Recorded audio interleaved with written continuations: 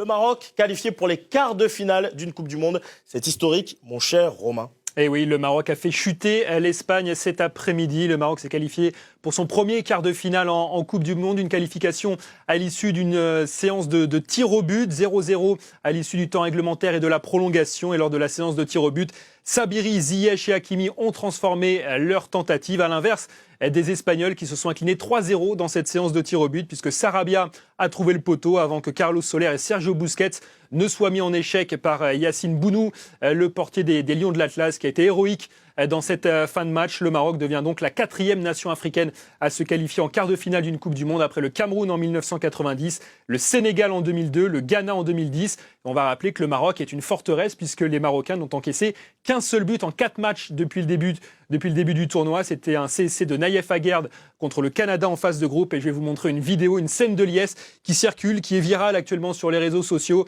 C'est bien sûr les scènes de joie du peuple marocain et du roi également, puisque le roi Mohamed VI est sorti dans les rues pour célébrer donc avec son peuple cette qualification historique du Maroc en quart de finale de la Coupe du Monde. On rappelle que c'est la 6e participation du Maroc à une phase finale de Coupe du Monde et qu'à ce jour, le meilleur parcours, c'était un 8e de finale en 1986. Incroyable, merci Romain, merci pour ces belles images. Bon, si le roi est de sortie, ça veut dire que demain, c'est jour férié, payé et chômé du côté du Maroc. Patrice, je me tourne vers vous, évidemment.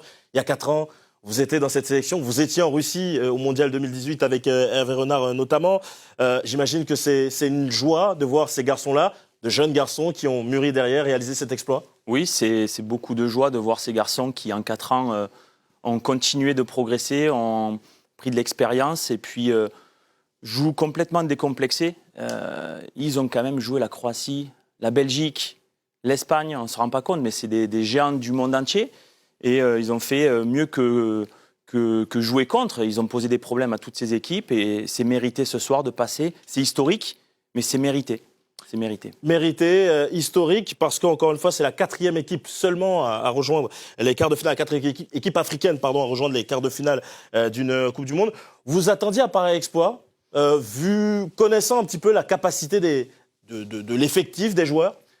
Au début de la compétition, l'objectif était de pouvoir bien figurer et essayer de passer ce premier tour. Mais au fur et à mesure de la compétition, je me dis pourquoi pas, parce que même s'ils ont laissé beaucoup d'énergie ce soir, certains joueurs cadres sont sortis, peut-être blessés, ça va être difficile, mais c'est une longue compétition. Mais par contre, je suis sous le charme de cette montée en puissance où on les sent vraiment solides, solidaires, plaisir à jouer ensemble, un peuple qui est derrière, les stades rouges, le roi qui se manifeste forcément. Donc c'est tout un pays, beaucoup de Marocains aussi dans le monde entier, il n'y en a pas que au pays. Donc ce soir, en venant à l'émission, j'entendais dans Paris forcément les voitures klaxonnées, les drapeaux marocains de sortie. Donc c'est vraiment, tout le monde tourne autour de ce drapeau rouge, quoi. C'est magnifique et je suis vraiment heureux pour ce peuple.